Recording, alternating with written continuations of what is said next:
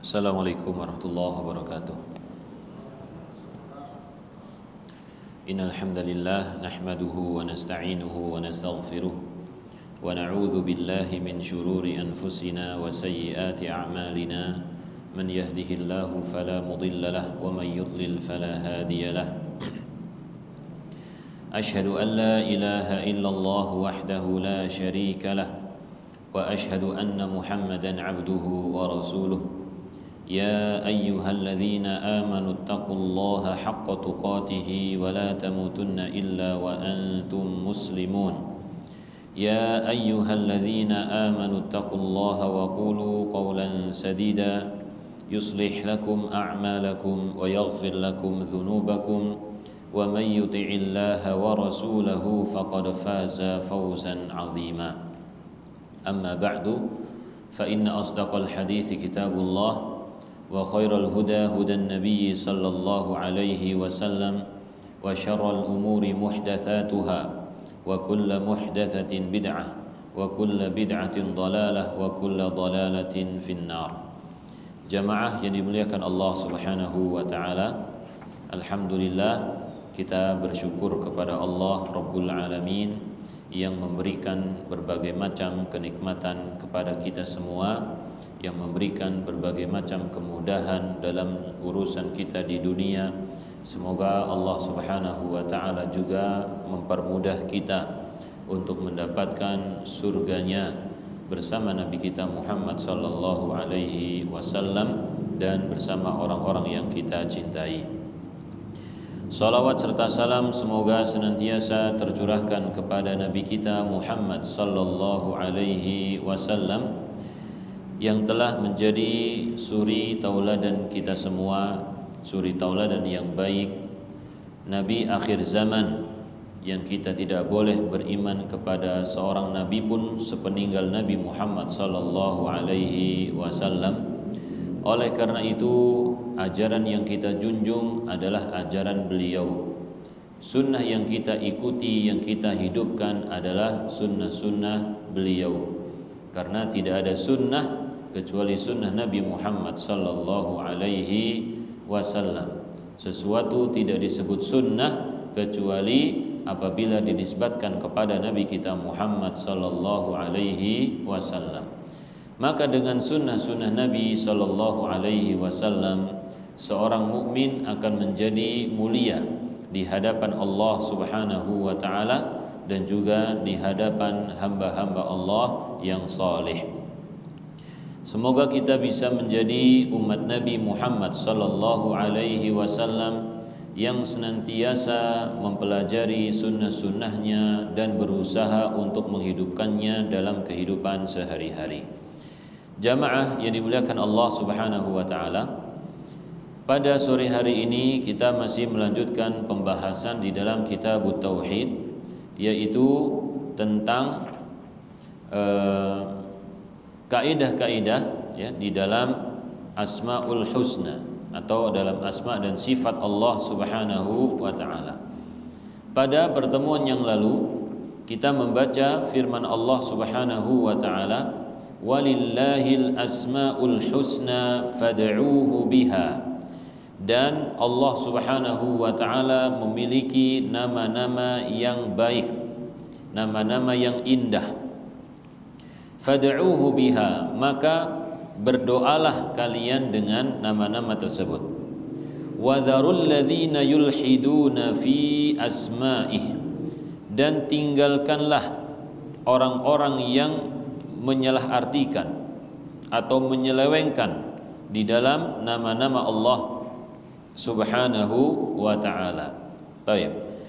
Syekhul Islam Ibnu Taimiyah rahimahullahu taala menyebutkan 3 kriteria agar suatu nama itu bisa dinisbatkan kepada Allah Subhanahu wa taala, ya. Dari ayat yang tadi kita baca.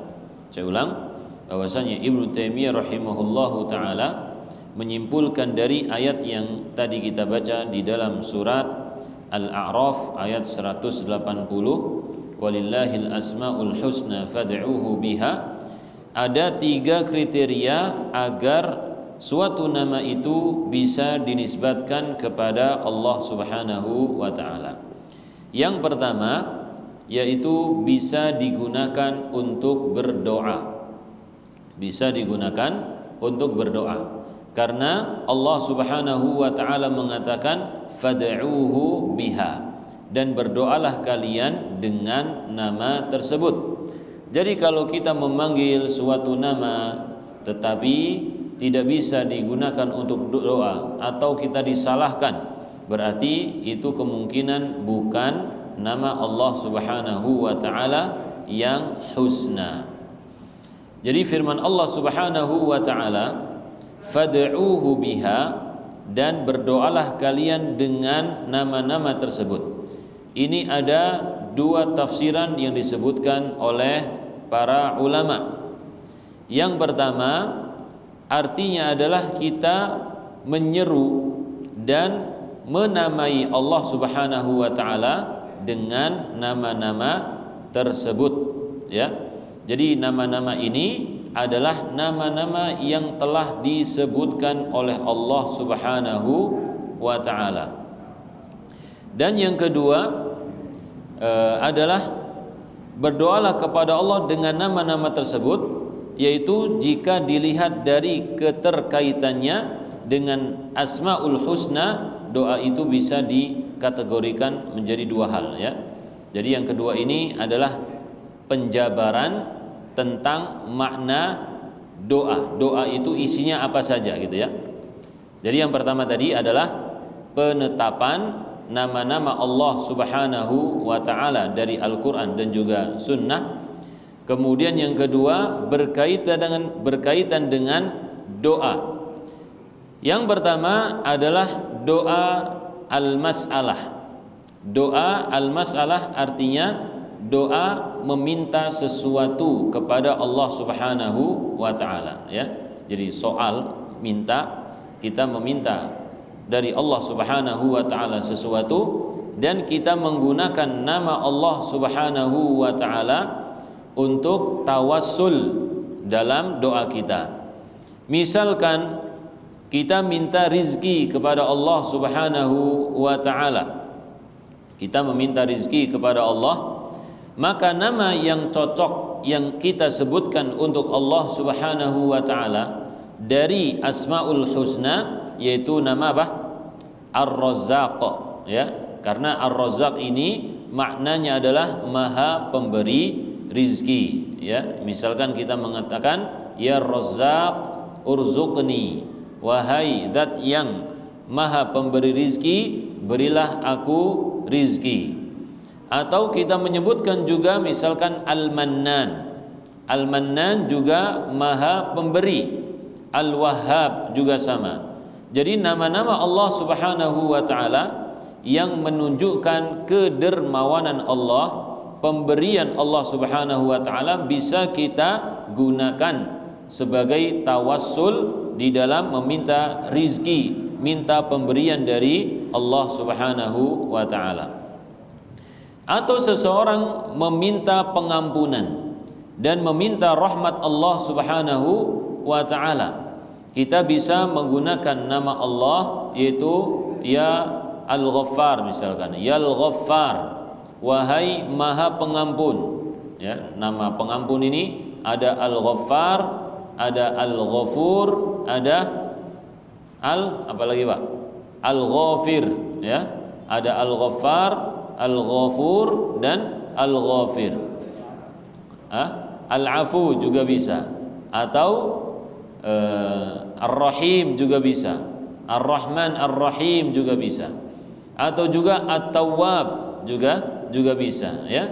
Nah, maka ini bisa kita gunakan dalam meminta ampunan kepada Allah, meminta belas kasihan kepada Allah Subhanahu wa taala, sebagaimana kita adalah hamba-hamba yang banyak melakukan perbuatan dosa. Baik. Jadi di dalam doa kita minta kepada Allah Subhanahu wa taala sesuatu dan kita bertawassul dengan menyebut nama-nama Allah Subhanahu wa taala yang sesuai dengan apa yang kita minta kepada Allah Subhanahu wa taala. Kemudian macam doa yang kedua adalah du'aul ibadah. Du'aul ibadah yaitu doa yang sifatnya adalah ibadah.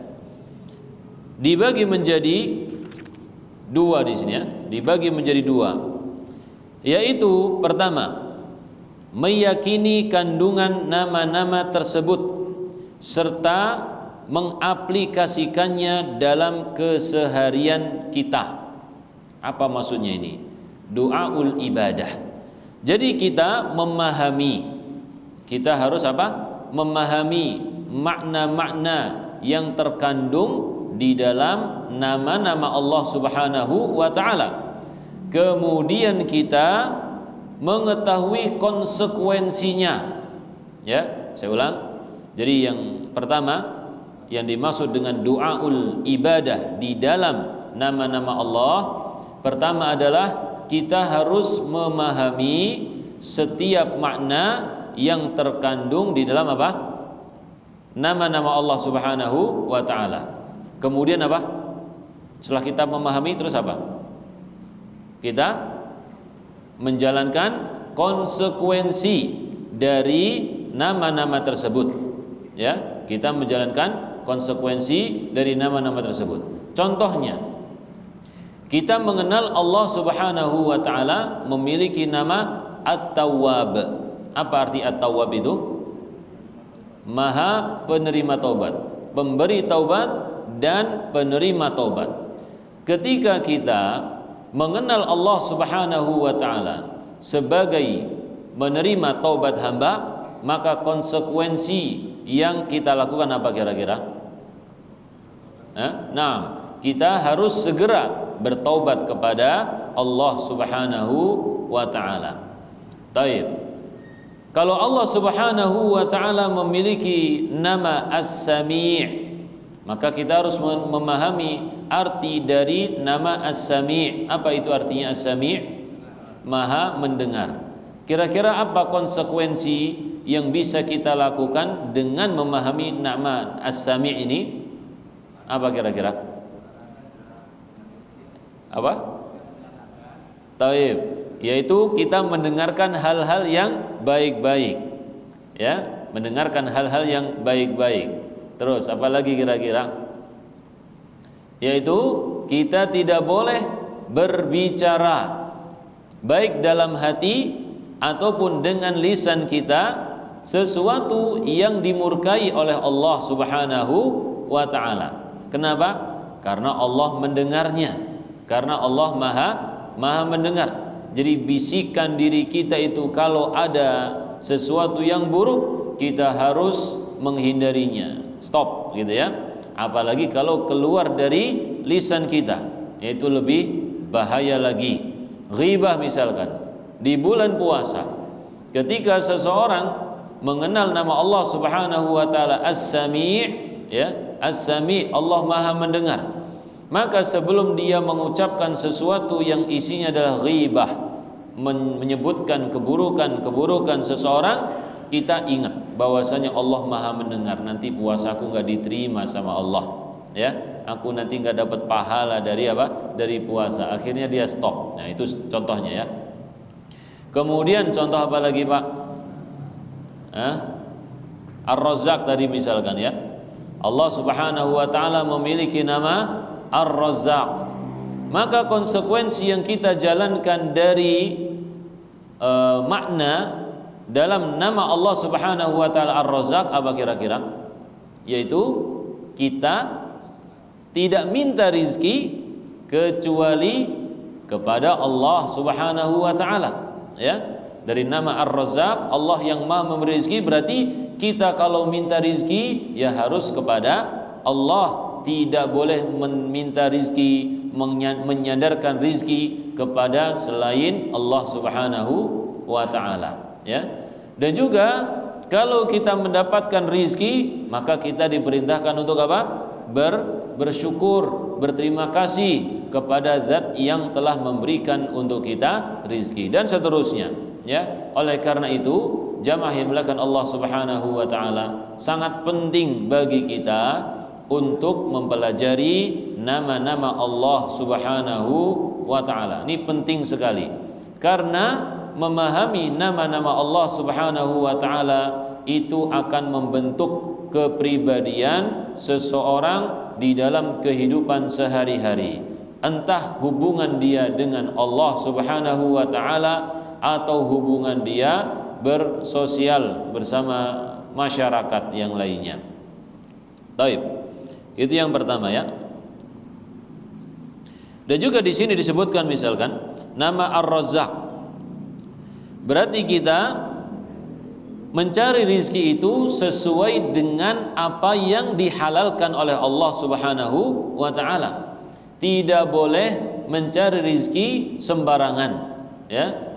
Dan kita juga makan ataupun minum hanya hal-hal yang dihalalkan oleh Allah Subhanahu wa taala. Nabi sallallahu alaihi wasallam mengatakan fa'ajmilu fit talab fa inna ma 'indallah la yunalu illa bi ta'atih. Maka hendaklah kalian itu mencari rizki kepada Allah dengan cara yang indah, dengan cara yang bagus. Karena surga itu yang ada di sisi Allah tidak bisa didapatkan kecuali dengan taat kepada Allah Subhanahu wa taala. Jadi jangan sampai dikarenakan uang 10.000, 20.000 ya, hemat 10.000 misalkan, hemat 20.000 itu bisa menunda kita masuk surga Allah Subhanahu wa taala. Mungkin seseorang sudah menghindari sesuatu yang besar, tetapi dia kurang perhatian dengan sesuatu yang kecil. Perhatian dengan sesuatu yang besar, tapi menyepelekan sesuatu yang kecil. Transaksi yang besar jelas, ya, dia tinggalkan. Tapi transaksi yang kecil ini, nggak apa-apalah sedikit ini, nggak apa-apalah, ya. Kan ada ulama yang membolehkan misalkan, ya, nggak tahu ulama siapa. Akhirnya sebagian orang apa? Meremehkan, memudah-mudahkan. Ya, dan Ibnu Hajar Al-Asqalani menyebutkan salah satu harta syubhat, ya, makna syubhat itu adalah sesuatu yang diperselisihkan oleh para ulama halal dan haramnya. Belum jelas ini halal apa haram. Maka kalau kita menghindari sesuatu yang belum jelas halal dan haramnya, berarti kita telah membebaskan diri kita dari kehinaan di hadapan Allah. Tapi kalau kita menjatuhkan dalam perkara yang syubhat tadi, berarti kita akan nyerempet kepada sesuatu yang diharamkan oleh Allah Subhanahu wa taala. Baik. Kemudian doaul ibadah yang kedua bentuknya bagaimana? Yaitu merenungi, ya, tentu setelah kita memahami, ya. Setelah kita memahami nama-nama Allah Subhanahu wa taala, kita gunakan, yaitu ketika kita merenungi, mentadaburi fenomena yang terjadi di alam semesta ini, maka kita kaitkan dengan nama Allah Subhanahu wa taala atau sifat Allah Subhanahu wa taala. Misalkan, ya, kita melihat ketika kita rekreasi, kita melihat gunung yang besar itu, keindahan alam yang Allah Subhanahu wa taala ciptakan, maka ketika itu kita akan menyandarkan kepada salah satu nama Allah Subhanahu wa taala, misalkan Al-Qadir. Allah Subhanahu wa taala yang maha mampu, yang menentukan ukuran segala sesuatu. Kenapa manusia itu segini, kenapa gajah itu lebih gede dari kita, kenapa sapi itu segitu, semuanya yang ngatur siapa? Allah Subhanahu wa taala. Kenapa semut itu ukurannya kecil, bukan besar segede gajah. Gajah kenapa gede, kenapa kok enggak kecil? Semuanya yang ngatur siapa, Pak? Allah Subhanahu wa taala, ya. Jadi bukan kita yang menentukan, tapi Allah Subhanahu wa taala. Kenapa kita itu hidupnya kok di bumi? Kenapa kok enggak di Mars atau di planet yang lebih besar atau di matahari misalkan, ya. Baik, itu semuanya yang mengatur adalah siapa? Allah Subhanahu wa taala. Jadi Al-Khaliq, Allah Subhanahu wa taala Maha Pencipta, dan Allah Subhanahu wa taala Maha mampu untuk melakukan segalanya. Al-Qadir, Al-Muqtadir, ya, dan Al-Qadir. Baik, ini nama-nama Allah Subhanahu wa taala. Atau juga kita melihat kondisi, misalkan ada suatu perkampungan yang dihancurkan oleh Allah Subhanahu wa taala, maka kita mengetahui Allah Subhanahu wa taala adalah syadidul iqab. Allah sungguh keras hukumannya kepada orang-orang yang bermaksiat kepada Allah Subhanahu wa taala. Atau juga kita ketika memperhatikan hujan, kita melihat ada tanah yang tandus yang baru kita tanami, kemudian kita tebar biji-bijian, kemudian biji-biji tersebut tumbuh menjadi tanaman yang kita bisa melihatnya dan juga mengambil manfaat dari tanaman tersebut. Maka dari situ kita bisa memperhatikan dan merenungi bahwasanya rahmat Allah Subhanahu wa taala begitu luas kepada hambanya. Maka kita kaitkan dengan nama Allah Ar-Rahman. Apa Ar-Rahman itu? Yaitu rahmat Allah yang sangat luas. Dan juga kita kaitkan dengan nama Allah Ar-Rahim. Apa Ar-Rahim itu? Yaitu rahmat Allah yang Allah berikan kepada hambanya. Ya. Dan juga nama-nama Allah yang lainnya tadi, Ar-Razzaq dan lain sebagainya. Bahwasanya Allah Subhanahu wa taala memberikan rizki kepada kita dari berbagai macam bentuk rizki. Contohnya juga nama Allah Subhanahu wa taala Al-Qawi. Dan tadi kita sebutkan mungkin ada suatu perkampungan yang sudah dihancurkan oleh Allah. Perkampungan tersebut tinggal puing-puingnya yang sudah ditinggalkan oleh penghuninya. Maka di sini kita akan mengetahui bahwasanya Allah Subhanahu wa taala adalah Maha Kuat. Allah Maha Kuat. La yu'jizuhu syai'un. Ya, Al-Qahir, Al-Qadir, ya, Al-Aziz. Allah Subhanahu wa taala Maha Perkasa. Allah Subhanahu wa taala Maha Kuasa. Ya, Allah Maha Kuat, tidak ada yang bisa mengalahkan. Kita melihat ada kaum yang menyombongkan diri dikarenakan kekuatannya. Siapa itu? Kaum Ad. Ya, kaum Ad mengatakan apa? Qalu man ashaddu minna quwwah. Mereka mengatakan siapa yang lebih kuat daripada kami. Masya Allah, ini kesombongan yang luar biasa. Mereka itu membuat rumah-rumah di atas gunung, dipahat rumah, meskipun nggak ditempati, tapi mereka bikin, ya, dipahat gunung-gunung itu. Ini kaum Ad juga. Kaum Samud juga demikian, kurang lebih sama kebiasaan mereka. Ketika mereka menyombongkan diri, maka Allah Subhanahu wa taala mengatakan, menjawab ucapan mereka yang mengatakan dari man asyaddu minna quwwah alam yarau annallaha alladzi khalaqahum huwa asyaddu minhum quwwah. Mereka, apakah mereka tidak mengetahui bahwasanya Allah Subhanahu wa taala yang menciptakan mereka itu lebih kuat dari mereka, tidak bisa dibandingkan kekuatannya dengan siapapun. Ya. Jadi kalau kita melihat lagi misalkan kekuatan para malaikat, kekuatan jin misalkan. Kalau malaikat itu punya kemampuan yang luar biasa, kuatnya luar biasa, maka Allah Subhanahu wa taala Maha kuat. Kalau kita memperhatikan ada manusia cerdas sekali, ilmunya luas, ini manusia aja seperti itu, apalagi Allah Subhanahu wa taala. Nah, ini yang biasa disebut dengan apa? Qiyasul aula. Apa, Pak? Qiyasul aula, ya. Jadi mengkiaskan sesuatu, ya, mengkiaskan Allah Subhanahu wa taala dengan sesuatu tapi dari segi yang lebih baik. Kalau hamba itu seperti ini, hebatnya seperti ini, maka Allah Subhanahu wa taala lebih apa? Lebih hebat, lebih kuasa lagi. Taib. Jadi itu tadi yang terkandung di dalam du'aul ibadah, ya. Du'aul ibadah, yaitu kita menjalankan konsekuensinya. Itu yang pertama, kita menjalankan konsekuensinya. Yang kedua, kita mengaitkan segala sesuatu yang ada, yang kita lihat, yang kita dengar dengan nama Allah Subhanahu wa taala. Bisa difahami ini Pak ini? Baik, saya ulang sedikit. Tadi kita sebutkan berkaitan dengan doa, fad'uhu biha, berdoalah kalian dengannya. Baik. Ini memiliki dua macam doa. Pertama doa apa nih? Doaul mas'alah ya. Pertama doaul mas'alah, yaitu kita minta kepada Allah Subhanahu wa taala dengan menyebutkan nama Allah ya. Ini disebut dengan tawassul. Tahu tawassul Pak ya? Nah, tawassul yang diperintahkan.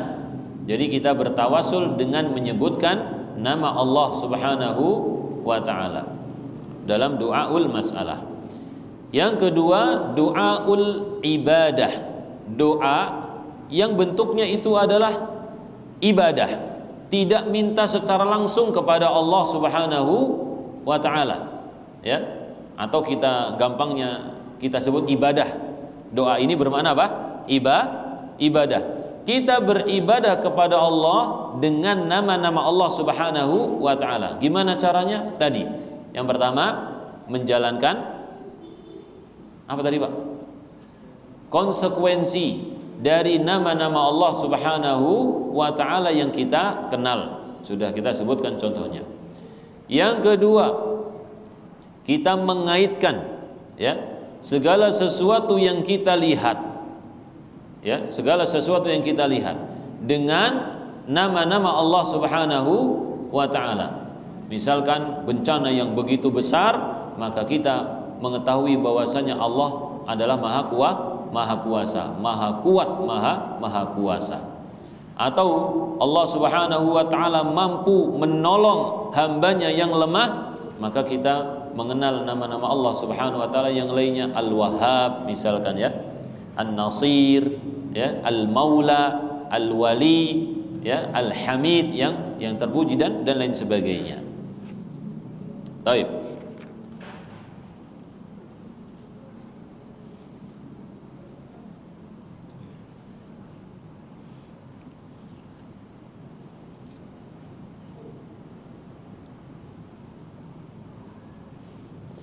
Jadi kalau kita melihat penjelasan tadi berkaitan dengan doa ya, kita diperintahkan untuk berdoa kepada Allah Subhanahu wa taala dengan menyebutkan nama-namanya, maka nama-nama Allah Subhanahu wa taala ini memiliki kaitan erat dengan tauhid uluhiyah ya, karena kita tidak bisa beribadah kepada Allah Subhanahu wa taala dengan sempurna kecuali menggunakan nama-nama tersebut ya. Saya ulang, kita tidak bisa beribadah kepada Allah Subhanahu wa taala dengan sempurna kecuali dengan nama-nama tersebut. Coba bayangkan ini, seandainya Allah Subhanahu wa taala tidak memiliki nama-nama yang baik tersebut, atau nama-nama tersebut tidak memiliki makna ya, cuma nama tapi nggak ada apa? Nggak ada maknanya. Bagaimana cara kita beribadah kepada Allah? Ya, bagaimana cara kita beribadah kepada Allah? Bingung kita ini ya. Sampai nama Al-Ilah saja, Allah saja nggak ada misalkan ya. Nama Allah, Allah itu artinya apa sih? Allah itu satu-satunya yang diibadahi, yang berhak untuk diibadahi. Kalau misalkan nama Allah saja nggak disebutkan, cuman disebut Tuhan saja, Tuhan misalkan, maka kita tidak tahu bagaimana cara beribadah kepada Allah Subhanahu wa ta'ala. Sebagaimana orang-orang musyrikin tidak tahu bagaimana cara beribadah kepada Tuhan-Tuhan mereka. Kalau kita melihat orang musyrikin, kenapa mereka itu menyembah patung, menyembah batu? Karena mereka meyakini bahwasanya batu tersebut bisa menolong, bisa memberi rizki ya, bisa memberikan sesuatu, terbatas hanya segitu saja. Mereka tidak bisa mengatakan batu tersebut maha mendengar, maha melihat, nggak bisa, karena itu batunya adalah batu yang apa? bisu, buta, tuli. Taib, ya, seperti kisah Nabi Ibrahim dan seterusnya. Kemudian di sini yang kedua, ya. Tadi dari firman Allah Subhanahu wa taala, walillahil asmaul husna, bahwasanya 3 kriteria agar suatu nama bisa dinisbatkan kepada Allah. Yang pertama, bisa digunakan untuk berdoa. Kemudian yang kedua, nama-nama tersebut harus disebutkan dalam Al-Quran dan Sunnah Nabi Sallallahu Alaihi Wasallam. Ini nomornya salah, ya. Nomornya nomor 2 itu, tapi masih tertulis nomor 1. Ada yang bawa buku? Baik. Jadi nomor 2, nama-nama tersebut harus disebutkan dalam Al-Quran dan Sunnah Nabi Muhammad Sallallahu Alaihi Wasallam. Dalam bahasa lain, ini disebut sebagai tauqifiyah. Apa Pak?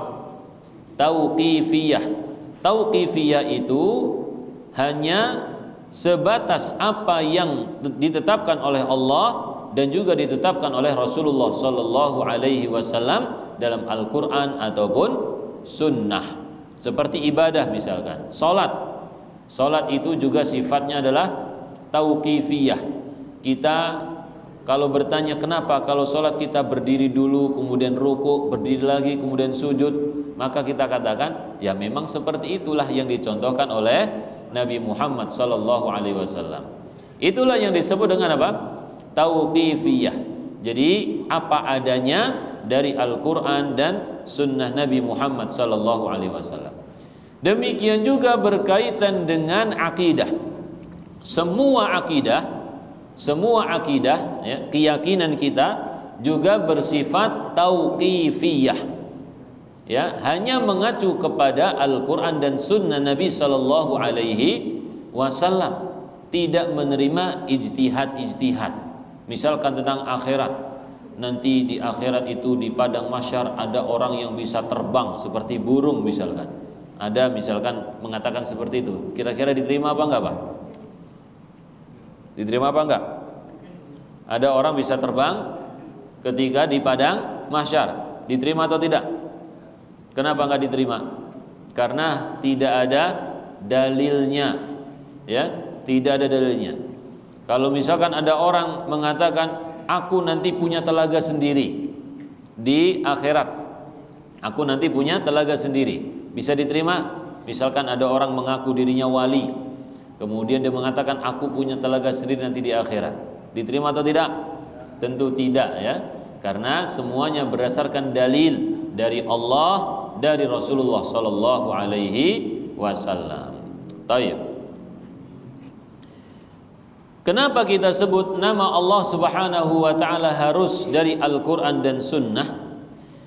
Yaitu yang pertama, karena Allah Subhanahu wa taala berfirman walillahil asma. Allah Subhanahu wa taala memiliki nama-nama. Ya, al-asma, alif lam di sini disebut oleh para ulama sebagai alif lam al-ahd lil ahdi, ya, atau al-ahdiyah, yaitu sesuatu yang disebutkan, sesuatu yang sudah disebutkan di mana? Tentu di dalam Al-Qur'an dan juga sunnah Nabi sallallahu alaihi wasallam. Itu yang pertama, ya. Jadi firman Allah walillahil asma. Ini yang belajar bahasa Arab insyaallah bisa memahaminya. Baik. Yang kedua yaitu firman Allah Subhanahu wa taala sabbihisma rabbikal a'la. Bertasbihlah kamu kepada nama Tuhanmu yang maha tinggi. Bertasbihlah dengan menyebut nama Tuhanmu yang maha tinggi. Dan ini juga menunjukkan bahwa nama-nama Allah itu asalnya telah ada dan ditentukan oleh Allah. Kita tinggal menyebut saja untuk meninggikan Allah Subhanahu wa taala, ya. Bukan kita bikin-bikin dulu, bukan. Tetapi kita menyebut nama Allah Subhanahu wa taala yang sudah ada, berarti kita telah meninggikan Allah Subhanahu wa taala. Itu dalil yang kedua, ya. Dalil untuk apa tadi, Pak? Dalil kenapa nama Allah itu harus dari Al-Quran dan Sunnah, tidak boleh karangan-karangan. Ya, tadi firman Allah walillahil asma. Yang kedua sabbihis ma rabbikal a'la. Kemudian dalil yang ketiga yaitu di dalam doa Nabi sallallahu alaihi wasallam, ya, doa al-karb, pelipur lara, doa penghilang kesedihan, kegundahan, galau. Ini doanya. Allahumma inni abduka wa ibnu abdika ibnu wa ibnu amatika. Aku ini adalah hambamu ya Allah, anak dari hambamu, anak dari hamba perempuanmu. Nasiyati biyadika, ubun-ubunku berada di tanganmu, engkau yang menguasainya. Madin fiyya hukmuk, hukummu berlaku padaku.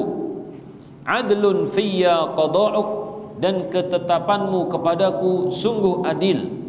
As'aluka bikulli ismin huwalak, aku meminta kepadamu dengan seluruh nama yang engkau miliki. Seluruh nama. Nah, ini penyebutan global, ya. Seluruh nama yang kita ketahui ataupun yang tidak kita ketahui. Jadi kita minta kepada Allah Subhanahu wa taala. Sammaita bihi nafsak. Sekarang terperinci. Tadi global, seluruh nama Allah yang kita ketahui ataupun yang tidak. Ya, yang pertama sammaita bihi nafsak, yang engkau namakan kepada untuk dirimu sendiri. Ini sifat, ya, masih sifat. Ini sifat untuk nama-nama Allah Subhanahu wa taala. Yang berhak untuk memberikan nama untuk Allah siapa?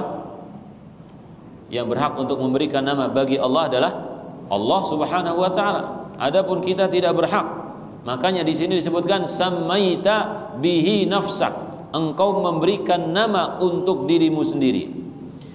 Au anzaltahu fi kitabika, atau yang engkau turunkan di dalam kitabmu.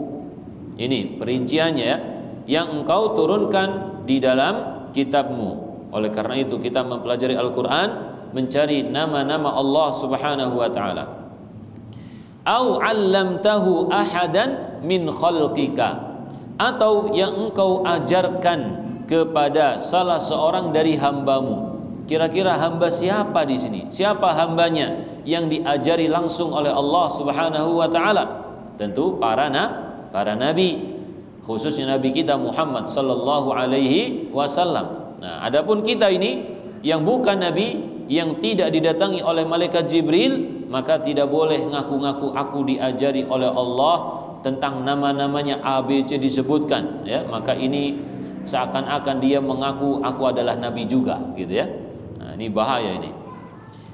Kemudian awista'tharta bihi fi ilmil ghaibi indak, atau nama-nama yang engkau simpan di dalam ilmu ghaib yang ada di sisimu. Artinya ilmu ghaib di sini nama-nama yang tidak diajarkan oleh Allah kepada siapapun dan tidak diturunkan oleh Allah di dalam kitab apapun. Jadi Allah Subhanahu wa taala saja yang mengetahuinya.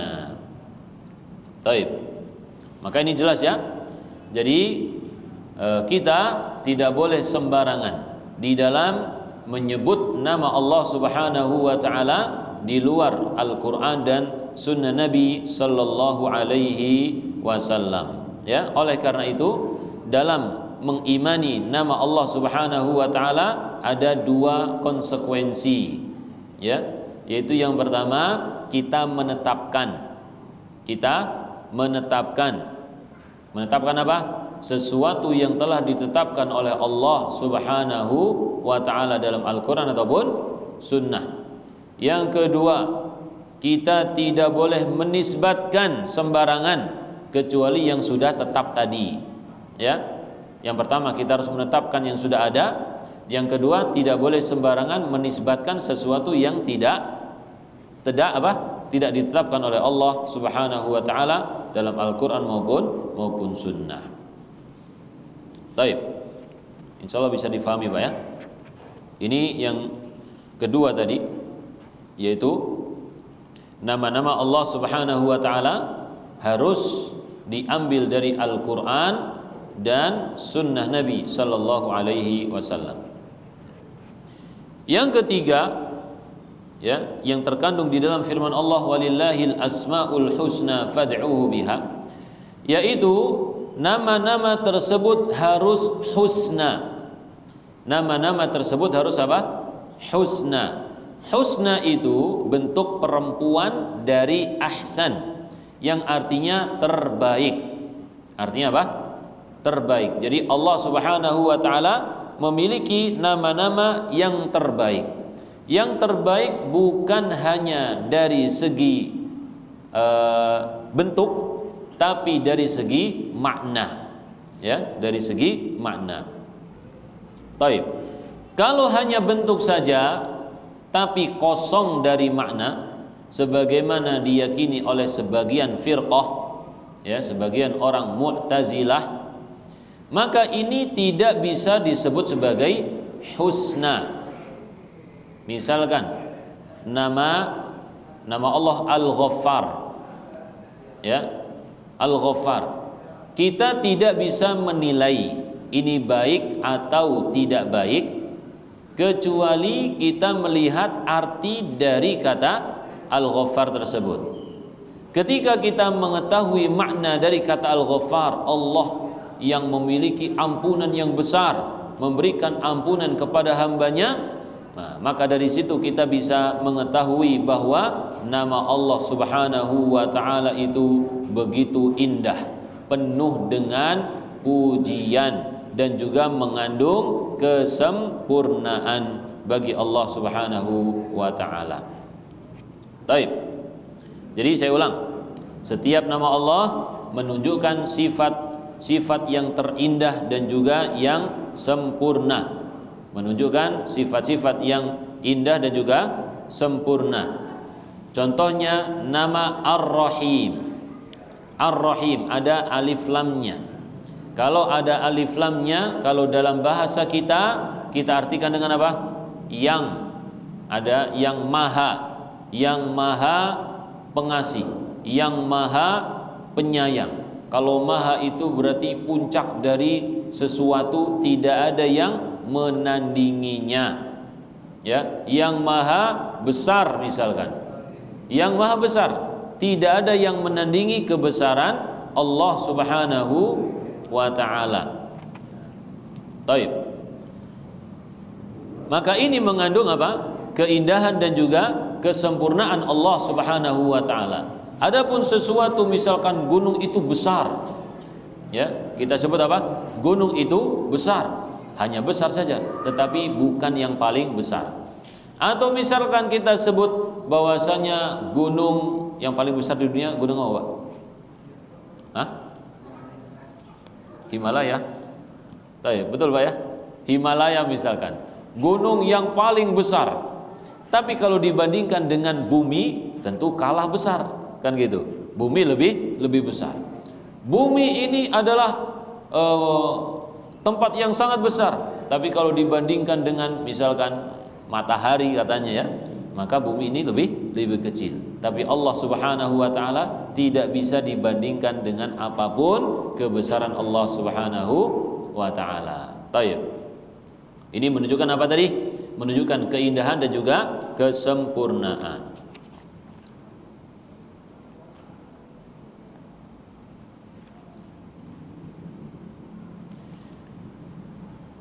Kemudian di sini disebutkan kaidah, ya, beberapa kaidah tentang nama Allah Subhanahu wa ta'ala, yaitu yang pertama, setiap nama Allah pasti mengandung sifat.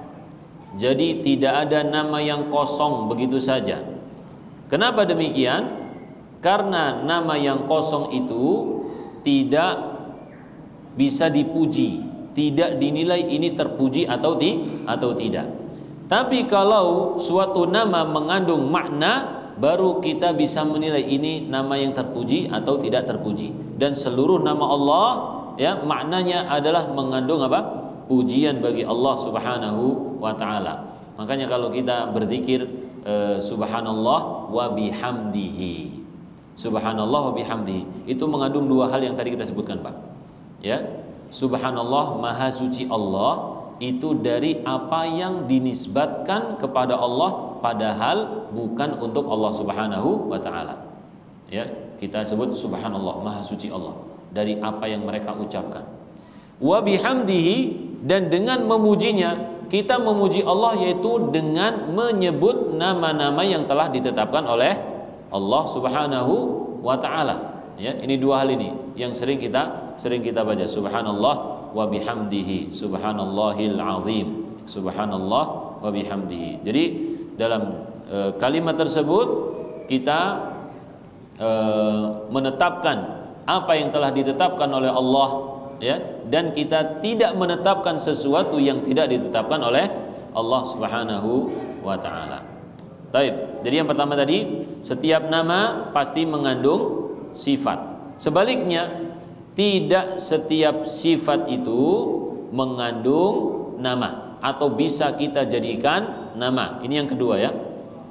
Tidak semua sifat bisa diambil dari sifat tersebut nama. Misalkan karena sifat Allah itu ada sifat dzatiyah, ada sifat fi'liyah, ya. Contohnya Allah punya sifat tangan. Allah punya sifat tangan. Gimana ngambil namanya dari tangan itu? Ya susah. Taib yang lain, sifat fi'liyah misalkan.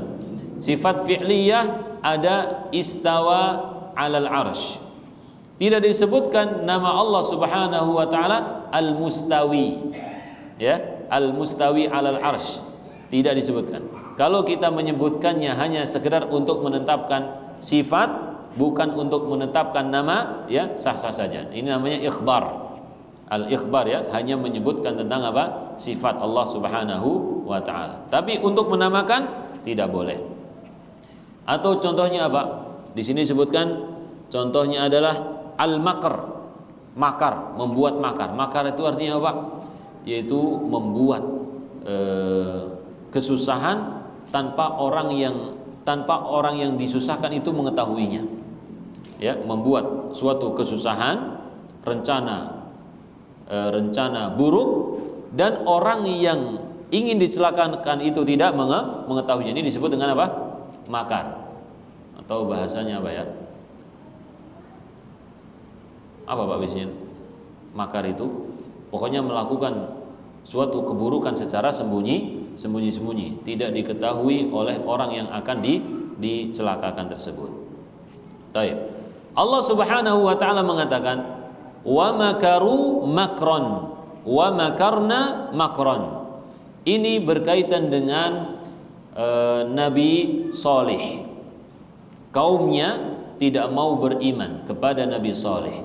Justru mereka itu membunuh unta, dan mereka berencana membunuh Nabi Saleh.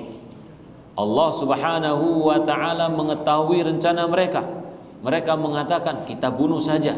Nanti kita bilang ke keluarganya bahwasanya kita nggak tahu tempat matinya itu di mana. Jadi habis dibunuh, dibuang, dimakamkan di mana, sembunyi-sembunyi. Ya, itu rencana jahat kaumnya Nabi Saleh. Wa makaru makra, ya.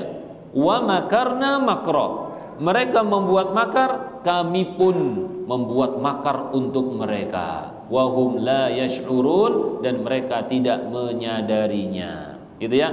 Jadi makar Allah Subhanahu wa taala itu sebagai balasan untuk orang-orang yang membuat makar. Ya, maka Allah Subhanahu wa taala tidak dinamai dengan al-makir, yang maha membuat makar. Ya, dinamain atau enggak, Pak? Tidak. Ya, tidak ada nama Allah al-makir, meskipun sifat Allah Subhanahu wa taala ada. Dan ini yang biasa disebut dengan sifat al-muqabalah. Ada makar Allah karena hamba melakukan apa? Melakukan makar. Saya ulang. Allah Subhanahu wa taala membuat makar karena apa? Hamba melakukan makar. Taib. Kemudian juga ini contoh yang lainnya, yaitu sifat al-mutakallim. Nah, sifat al-mutakallim ini banyak dipertanyakan oleh orang-orang. Al-mutakallim itu termasuk nama Allah atau bukan? Gitu. Al-mutakallim. Para ulama menyebutkan bukan nama Allah. Meskipun Allah memiliki sifat al-kalam. Ya, Allah bisa berbicara, Allah mutakallim, tetapi ini bukan nama Allah Subhanahu wa taala. Ya. Sifat tapi bukan apa? Nama. Baik. Dalilnya wa kallamallahu Musa taklima. Dan Allah Subhanahu wa taala mengajak bicara kepada Nabi Musa, dan betul-betul mengajak apa? Mengajak bicara. Baik. Jadi al-mutakallim ini bukanlah salah satu dari nama Allah Subhanahu wa taala, tetapi termasuk sifat Allah Subhanahu wa taala. Para ulama menyebutkan alasannya. Kenapa alasannya? Al-mutakallim ini bukan termasuk nama Allah Subhanahu wa taala. Ada yang mengatakan bahwa karena ucapan itu ada yang baik, ada yang buruk, ya. Tapi wallahu alam tentang alasan ini, karena Allah Subhanahu wa taala sebenarnya sudah mengatakan dalam Al-Qur'an, "Wa man ahsanu minallahi qila, wa man asdaqu minallahi haditha." Tidak ada yang lebih baik ucapannya daripada Allah. Tidak ada yang lebih jujur ucapannya daripada Allah Subhanahu wa taala. Tapi itu tadi yang disebutkan oleh para ulama, di sini juga disebutkan, ya, kenapa al-mutakallim itu tidak termasuk nama Allah Subhanahu wa ta'ala. Wallahu a'lam bissawab. Taib. Kaidah yang ketiga, mengabarkan tentang Allah. Nah, ini kalimat yang penting nih, kita garis bawahi, karena terkadang seseorang itu menyebutkan tentang Allah, ya, menyebutkan tentang Allah, bukan yang dia maksud adalah nama Allah Subhanahu wa taala. Yang dia maksud hanya memberitahukan tentang kuasa Allah Subhanahu wa taala, tidak menetapkan nama bagi Allah Subhanahu wa taala. Misalkan merencanakan, ya, merencanakan. Rencana kalau bahasa Arab itu takhtid, ya, mukhattid gitu. Yang merencanakan. Mungkin dalam obrolan kita mengatakan Allah Subhanahu wa taala yang merencanakan semua ini. Ya, Allah yang merencanakan semua ini. Taib. Ini hanya menyebutkan tentang apa? Apa yang dialami oleh seseorang. Ya, Allah yang merencanakan kalau diartikan dalam bahasa Arab Allahul mukhattid, gitu ya. Allahul mukhattid. Jadi mukhattid di sini bukan nama Allah Subhanahu wa taala. Tetapi ketika orang yang menyebutkan maksudnya bukan ingin menetapkan nama Allah, tapi ingin ikhbar, ya, menghabarkan tentang Allah Subhanahu wa taala, maka ini diperbolehkan. Ini saya baca, ya, keterangannya. Mengabarkan tentang Allah tidak harus berdasarkan dalil spesifik dari Al-Quran dan Sunnah. Saya ulang. Mengabarkan tentang Allah tidak harus berdasarkan dalil spesifik dari Al-Quran dan Sunnah. Demikian juga para ulama ketika menyebutkan tentang sifat Al-Qadim, ya, sifat apa? Al-Qadim. Al-Qadim ini artinya apa? Yang lalu, yang lama, yang lama. Adapun nama yang ada adalah Al-Awwal. Al-apa? Al-Awwal. Tapi Al-Qadim bukan nama Allah Subhanahu wa taala. Jadi seseorang tidak boleh menamakan anaknya Abdul Qadim, enggak boleh. Karena Al-Qadim bukan nama Allah. Atau Abdul Mutakallim juga tidak. Karena Al-Mutakallim bukan nama Allah. Atau tadi kita sebutkan Abdul Makir misalkan. Ya, apalagi, ya, enggak boleh. Abdul Mukhadi misalkan. Mukhadi itu mirip makar. Apa? Yukhadi'una Allah walladzina amanu wa ma yakhda'una illa, gimana ayatnya? Dalam surat An-Nisa, innal munafiqina yukhadi'una Allah wa huwa khadi'uhum. Sesungguhnya orang munafik itu menipu Allah Subhanahu wa taala, maka Allah balas tipuan mereka.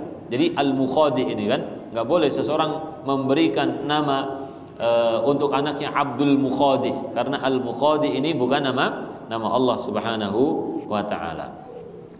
Contoh yang lain, Al Madhkur, ada seseorang menyebut Allah Subhanahu wa taala sebagai Al Madhkur. Apa itu Al Madhkur? Yang disebut, yang diingat-ingat, ya. Al Madhkur. Ini tentu Al Madhkur bukan nama Allah Subhanahu wa taala. Tapi benar bahwasanya kita itu senantiasa harus ingat kepada Allah Subhanahu wa taala. Betul atau enggak, Pak? Al Madhkur artinya yang diingat. Tapi ini bukan nama Allah Subhanahu wa taala. Contoh yang lain, Al Mawjud. Al Mawjud, apakah ini nama Allah? Tidak.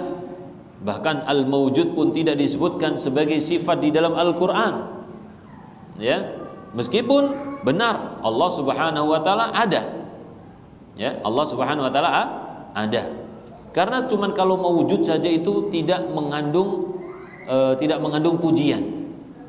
Ada lawannya tidak ada.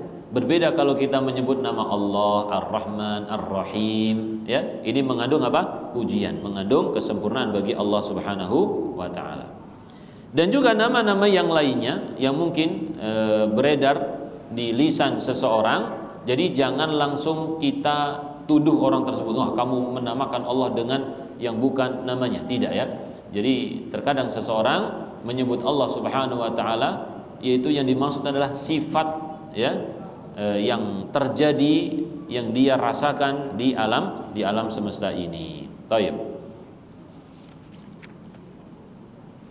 Kemudian pembahasan tentang jumlah al-asmaul husna. Berapa jumlah nama-nama Allah Subhanahu wa taala? Taib. Ada yang menyebutkan bahwasanya nama-nama Allah itu ada jumlah tertentu. Ada yang menyebutkan 99, 1000, 1001, 300, tapi wallahu alam dalilnya dari mana. Adapun yang 99, maka ini dalilnya dari Nabi Muhammad sallallahu alaihi wasallam, ada dalilnya. Tapi pertanyaannya, apakah 99 nama yang ditetapkan, yang dibatasi oleh Nabi sallallahu alaihi wasallam angkanya itu adalah batasan, ya? 99 yang disebutkan angkanya oleh Nabi sallallahu alaihi wasallam apakah sebagai batasan, enggak boleh lebih dari itu? Nah, itu pertanyaannya. Yaitu beliau sallallahu alaihi wasallam bersabda, "Lillahi tis'atun wa tis'una isman." Allah memiliki 99 nama. Mi'atun illa wahida, 100 kurang 1. Nama Allah 99, 100 kurang 1. La yahfadhuha ahadun illa dakhalal jannah.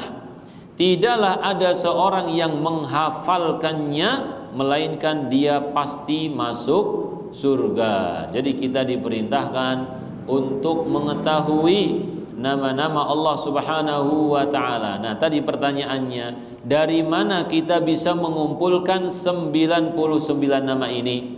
Dari mana? Dari Al-Quran dan Sunnah. Nggak boleh kita ngarang-ngarang sendiri, aku mau bikin 99 nama. Dari mana? Dari ngarang saja, renungan, dari goa misalkan, ya. Maka ini tidak diperbolehkan.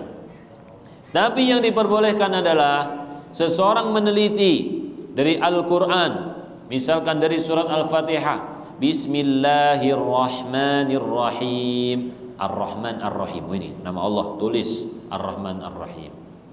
Alhamdulillahi Rabbil Alamin. Alhamdulillah. Oh iya, ketinggalan tadi Allah. Nama Allah juga nama Allah Subhanahu wa taala. Dan seterusnya. Ya.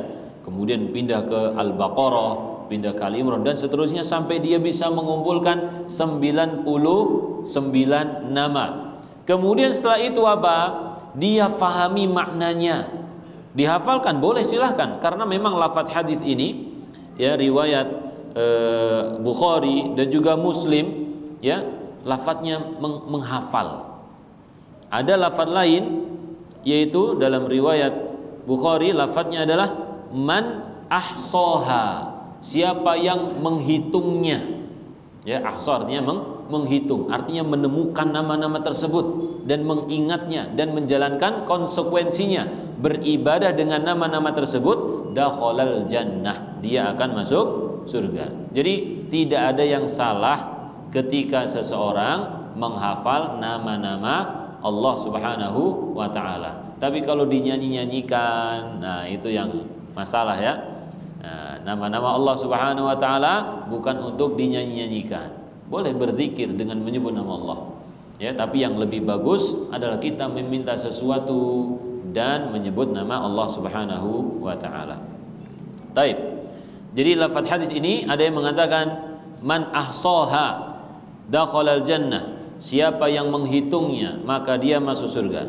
Atau man hafidhaha. Siapa yang menghafalnya maka dia masuk surga. Kalau disebutkan dalam hadis ini la yahfadhuha ahadun illa dakhalal jannah. Tidak ada seorang pun yang menghafalkannya kecuali dia akan masuk surga. Taib. Jadi yang pertama tadi berkaitan dengan nama-nama Allah, apakah terbatas atau tidak? Yang pertama, pendapat pertama adalah terbatas. Terbatasnya berapa? Bisa 99, bisa 1000 dan lain sebagainya. Tapi yang paling kuat seandainya benar maka 99 karena ada dalilnya. Tapi pertanyaannya apakah betul-betul terbatas? Maka pendapat yang kedua mengatakan nama Allah Subhanahu wa taala itu tidak terbatas dengan angka 99. Hanya Allah Subhanahu wa taala yang mengetahui jumlahnya. Ya, Allah Subhanahu wa taala yang mengetahui jumlahnya. Dalilnya mana? Dalilnya tadi dalam hadis doa Nabi sallallahu alaihi wasallam, doaul karb, ya, doa pelipur lara, doa ketika kita sedih. Jadi doa ketika sedih itu sebaiknya bukan cuma dibaca doanya saja, Pak ya, tapi juga kita fahami maknanya. Ya, kita fahami maknanya. As'aluka bikulli ismin huwalak, itu ya tadi yang kita sebutkan. Jadi ada nama Allah Subhanahu wa taala yang diajarkan kepada hambanya, ada nama Allah Subhanahu wa taala yang diturunkan di dalam kitab sucinya, tapi ada nama-nama yang apa? Yang tidak diajarkan kepada hambanya dan juga tidak diturunkan ke dalam kitab suci. Awista'tsarta bihi fi ilmil ghaibi indah. Jadi yang Allah Subhanahu wa taala simpan di dalam ilmu ghaib. Ilmu ghaib itu artinya ghaib, tidak ada yang mengetahuinya. Ya, hanya Allah Subhanahu wa taala yang mengetahui. Baik, itu dalil yang pertama yang menunjukkan bahwa nama Allah Subhanahu wa taala tidak terbatas dengan 99. Dalil yang kedua, dalam doa sujud atau doa kunut. Nah, di sini disebutkan doa kunut. Nah, ya, doa kunut sebagaimana dalam hadis Ali bin Abi Thalib ya. Ini bisa karena Ali bin Abi Thalib menyebutkan bahwasanya Nabi Shallallahu alaihi wasallam berdoa di akhir witirnya. Yaitu apa? Allahumma a'udzu biridhaka min sakhatik wa bi mu'afatika min 'uqubatik wa a'udzu bika minka la uhsi thana'an 'alaik anta kama athnaita 'ala nafsik. Ya. Jadi di dalam doa ini, doa sujud, kalau dalam hadis Ibunda Aisyah, beliau menemukan Nabi sallallahu alaihi wasallam sedang bersujud di raba-raba karena gelap ya, gelap. Di raba-raba ketemu kaki Nabi sallallahu alaihi wasallam yang ketika itu sedang bersujud, kakinya tegak seperti ini, tegak ya, dipegang oleh Ibunda Aisyah. Dan Ibunda Aisyah mendengar Nabi sallallahu alaihi wasallam berdoa dengan doa ini. Saya ulang doanya. Allahumma a'udzu biridhaka min sakhatika wa bi mu'afatika min 'uqubatik wa a'udzu bika minka la uhsi thana'an 'alaik anta kama athnaita 'ala nafsika. Artinya, ya Allah, aku berlindung dengan ridhamu dari bahaya murkamu dan berlindung dengan ampunanmu dari bahaya hukumanmu, dan aku berlindung kepadamu dari azabmu. Aku tidak bisa menghingga pujian atasmu, tidak bisa menghitung pujian-pujian. Nah, pertanyaannya, pujian bagi Allah Subhanahu wa taala itu bagaimana caranya? Yaitu dengan mengetahui nama-nama Allah Subhanahu wa taala, ya. Anta kama athnaita ala nafsik, engkau itu sebagaimana engkau memuji dirimu sendiri, ya. Jadi kalau hamba yang memuji tidak mewakili, tidak mencakup seluruh pujian bagi Allah Subhanahu wa taala, ya. Kita diajari sesuatu yang terbatas oleh Allah Subhanahu wa taala. Baik. Itu yang kedua. Jadi la uhsi thana'an 'alaik anta kama athnaita 'ala nafsika. Dalil yang ketiga yaitu nanti pada hari kiamat, ya. Nabi kita Muhammad sallallahu alaihi wasallam punya nama Ahmadu, yaitu orang yang paling banyak memuji Allah Subhanahu wa taala. Ternyata beliau paling banyak memuji Allah bukan cuma di dunia tetapi juga di akhirat. Beliau mengatakan, "Tsumma yaftahullahu 'alayya min mahamidihi." Kemudian Allah Subhanahu wa taala membukakan untukku pujian-pujian untuknya, pujian-pujiannya. Tadi kita sebut gimana cara memuji Allah? Dengan menyebut nama-nama Allah Subhanahu wa taala yang al-husna. Wa husni tsana'i 'alaihi syai'an, dan juga sanjungan-sanjungan bagi Allah Subhanahu wa taala. Lam yaftahu 'ala ahadin qabli, yang belum pernah diberitahukan kepada seorang pun sebelumku, ya. Jadi pujian itu dikhususkan oleh Allah Subhanahu wa taala di akhirat, di tempat tersebut yang disebut di dalam hadis yaitu maqamun mahmud, seperti doa kita setelah adzan, wa ba'athu maqaman mahmudanilladzi wa'adtah, ya. Taib, ini maqamun mahmud, ya, ketika manusia itu dalam keadaan kebingungan menunggu pengadilan Allah Subhanahu wa taala, mereka berdiri di padang mahsyar, belum dimulai-mulai oleh Allah. Lalu Nabi sallallahu alaihi wasallam maju mendekat kepada Allah, dekat dengan arsy Allah, kemudian beliau bersujud. Lalu Allah Subhanahu wa taala memberikan ilmu, pujian-pujian kepada Nabi sallallahu alaihi wasallam dengan pujian yang khusus belum pernah Allah ajarkan ketika di dunia. Taib. Jadi tiga dalil ini menjelaskan kepada kita semua bahwasanya nama Allah Subhanahu wa taala tidak terbatas hanya 99 saja, tetapi lebih dari itu. Adapun 1000, ya, kita nggak tahu karena tidak ada hadis yang menyebutkan 1000, 2000 juga kita tidak mengetahui. Pokoknya nggak terbatas, Allah yang mengetahuinya saja. Taib. Jadi inti dari hadis Nabi sallallahu alaihi wasallam, man ahsaha, siapa yang menghitungnya, siapa yang menghafalnya, yaitu maknanya adalah apa? Maknanya adalah kita mengenal nama Allah Subhanahu wa taala beserta maknanya dan menjalankan konsekuensi yang terkandung dari nama-nama tersebut. Itu, ya. Maka akan menghasilkan apa? Dakhalal jannah, masuk surga. Jadi bukan hanya sekedar menghafalnya saja, bukan. Tapi memahami dan menjalankan apa? Konsekuensinya. Taib. Yang terakhir yaitu tentang penyimpangan terkait nama-nama Allah Subhanahu wa taala. Penyimpangan. Dan ada penyimpangan. Kalau kita bertanya, ada enggak sih penyimpangan di dalam nama-nama Allah Subhanahu wa taala? Jawabnya ada. Dalilnya mana? Allah mengatakan, wa dzarul ladzina yulhiduna fi asma'ih. Biarkanlah, tinggalkanlah orang-orang yang menyalahartikan nama-nama Allah Subhanahu wa taala, ya. Nah, pertanyaannya, ilhad, ya, ilhad, penyelewengan itu apa saja? Di sini disebutkan kurang lebih 4 di sini ya. 4 penyelewengan di dalam nama-nama Allah Subhanahu wa taala. Yang pertama, penyelewengan atau penyimpangan.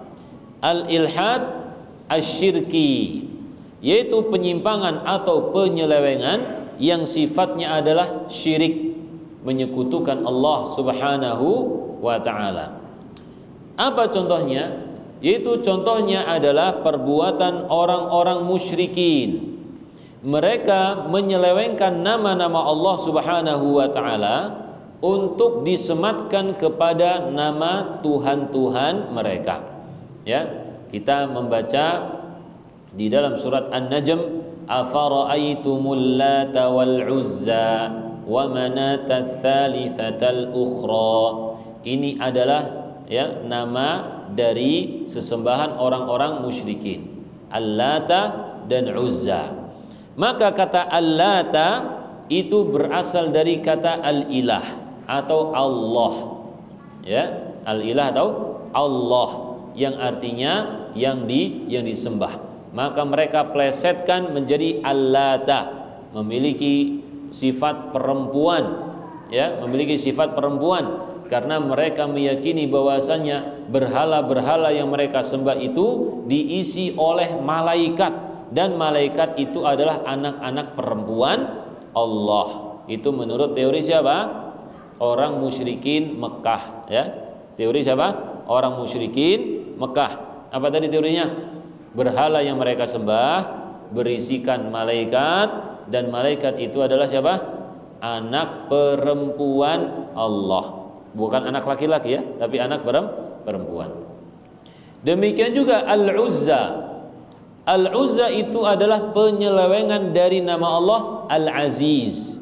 Apa artinya Al-Aziz? Yaitu yang maha perkasa.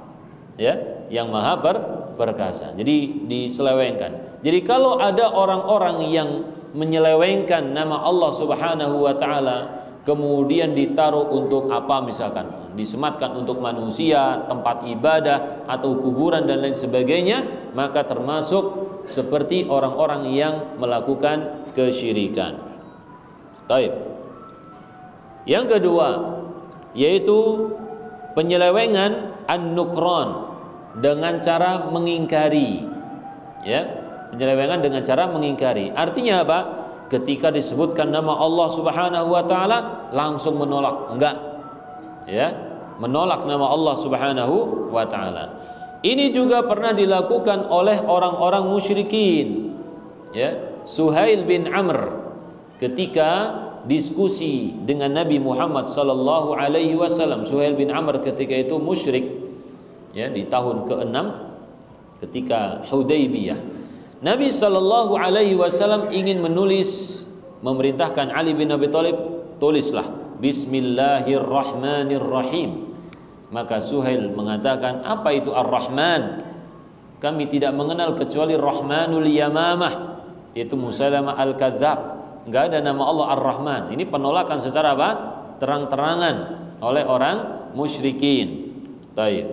Maka ini yang disebut dengan pengingkaran atas nama Allah Subhanahu wa taala. Yang mungkin sebagian kelompok dari orang-orang yang mengaku muslim ada yang melakukan seperti ini, mengingkari nama-nama Allah Subhanahu wa taala.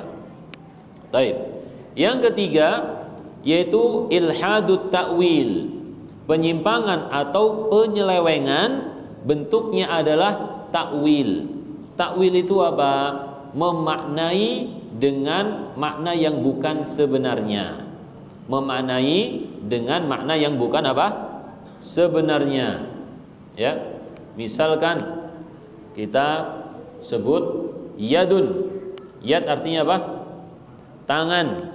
Kemudian diselewengkan menjadi kekuatan, kekuasaan. Ya. Maka dalam nama Allah Subhanahu wa taala dan sifatnya tidak boleh diselewengkan kecuali kalau ada sesuatu yang menunjukkan ke sana. Kalau tidak ada, maka diartikan sebagai diartikan dengan makna yang sesungguhnya. Baik. Di sini disebutkan beberapa kelompok yang melakukan metode takwil ini. Ya, di antaranya kelompok Jahmiyah. Mereka hanya menetapkan nama Allah Subhanahu wa taala selain Allah, yaitu Al-Khaliqu Al-Qadir. Al-Khaliqu Al-Qadir. Karena mereka melihat ya di alam semesta ini hanya ada Al-Khaliq dan makhluk. Ya, Al-Khaliq dan makhluk. Dan Al-Khaliq itu tidak bisa melakukan sesuatu kalau dia nggak punya kekuasaan. Berarti Al-Khaliq ini adalah Al-Qadir, maha kuat, maha kuasa. Udah itu saja. Yang lain tidak mereka tetapkan. Padahal di Al-Quran banyak sekali, ya, banyak sekali. Taib. Kemudian yang kedua adalah Mu'tazilah. Ini sebenarnya macam-macam ya. Kelompok-kelompok ini memiliki pemikiran macam-macam. Karena keyakinan mereka itu didasari oleh otak mereka sendiri, ya. Jadi seberapa jumlah otak, ya sudah sejumlah itulah pemikiran di dalam kelompok tersebut. Taib. Nah, kalau Mu'tazilah disebutkan nama-nama Allah hanya nama tidak memiliki makna. Hanya nama, tidak ada apa? Tidak ada artinya, tidak ada maknanya. Jadi nama Ar-Rahim sama dengan Ghafur, sama dengan Syakur, itu sama semuanya karena tidak ada makna, tidak ada maknanya. Taib. Kemudian juga yang ketiga ada Asy'ariyah. Nah, Asy'ariyah ini mentakwil nama-nama Allah Subhanahu wa taala. Misalkan Ar-Rahim, ya. Ar-Rahim berarti Dzur Rahmah, yang memiliki rahmat. Rahmat itu artinya apa, Pak? Bahasa kita. Rahmat itu apa? Kasih sayang. Tapi menurut mereka enggak, Allah tidak memiliki kasih sayang. Yang disebut dengan rahmah itu adalah ingin memberikan kebaikan, bukan kasih sayang. Ya. Jadi seharusnya kalau dalam Al-Qur'an itu Ar-Rahman jangan diartikan Maha Pengasih, Maha Penyayang, karena Allah tidak memiliki apa sifat seperti itu. Itu sifat hamba. Itu seharusnya, Pak. Ya. Jadi yang memiliki paham Asy'ariyah seharusnya memiliki Al-Qur'an terjemahan sendiri gitu.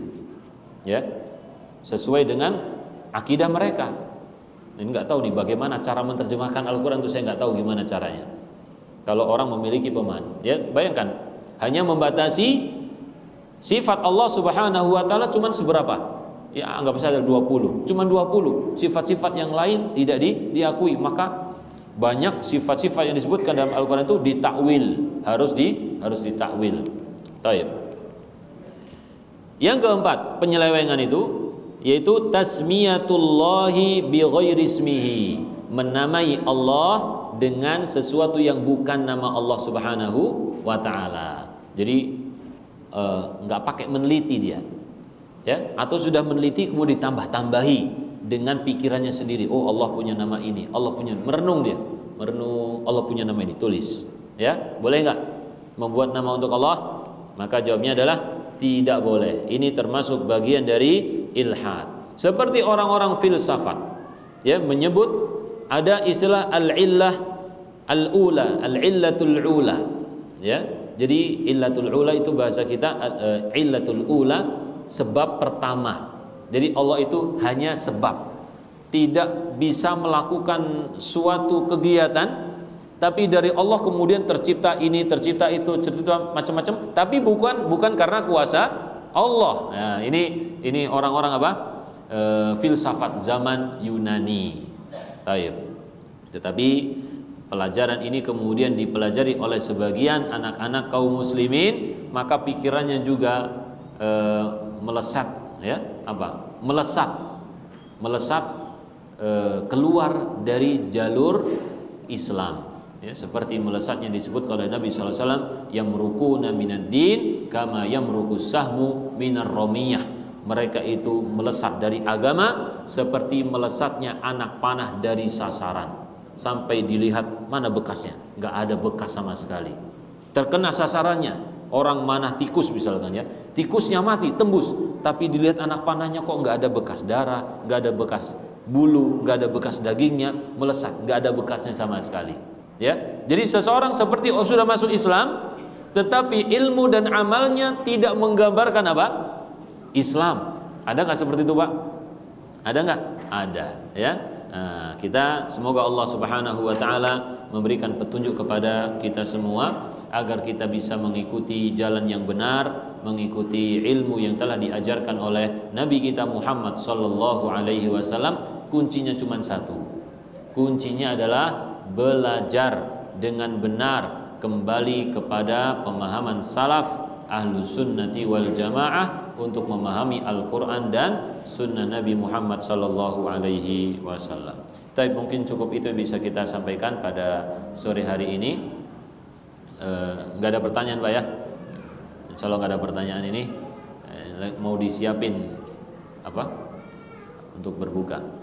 Atau ada satu mungkin? Kalau ada. Ya.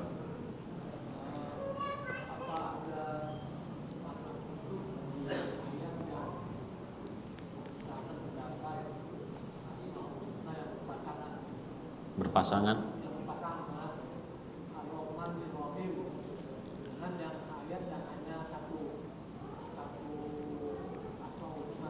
Baik. Ar-Rahman Ar-Rahim secara umum dua-duanya menunjukkan rahmat, kasih sayang Allah Subhanahu wa taala. Tapi para ulama ya membedakan antara dua nama ini dari segi bahasa, bentuk katanya. Ar-Rahman ini menunjukkan sesuatu yang luas. Ar-Rahim ini menunjukkan sesuatu yang sampai, yang Allah berikan kepada hambanya. Itu seperti yang disebutkan oleh Syekh Muhammad bin Saleh Al-Utsaimin. Ya, contohnya tadi Al-Ghafir, Al-Ghaffar, Al-Ghafur. Ya, Al-Ghafur sighah mubalaghah. Ya, orang yang artinya Al-Ghafur sangat memberi ampun. Jadi sebesar apapun dosanya Allah akan mengampuni.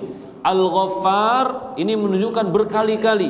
Jadi sesering apapun seseorang melakukan dosa, kalau dia bertobat kepada Allah, Allah akan ampuni. Al-Ghafir, Allah punya sifat tetap yaitu mengampuni, gitu Pak. Jadi nama ada kandungannya yaitu ampunan, tetapi dari sisi kata dilihat bentuk katanya nanti dibedakan antara satu nama dengan nama yang lainnya. Wallahu a'lam bissawab. Kembali kepada bahasa lagi ya, kembali kepada bahasa. Makanya kaum muslimin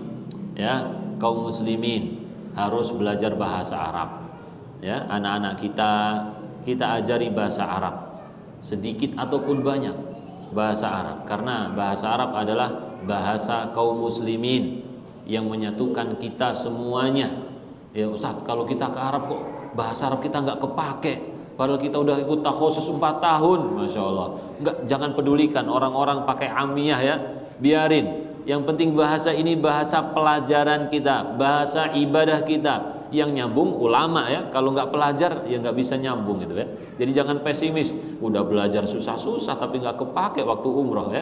Jangan pesimis Pak. Baik. Wallahu a'lam bishawab. Rabbana atina fid dunya hasanah wa fil akhirati hasanah wa qina adzabannar. Assalamualaikum warahmatullahi wabarakatuh.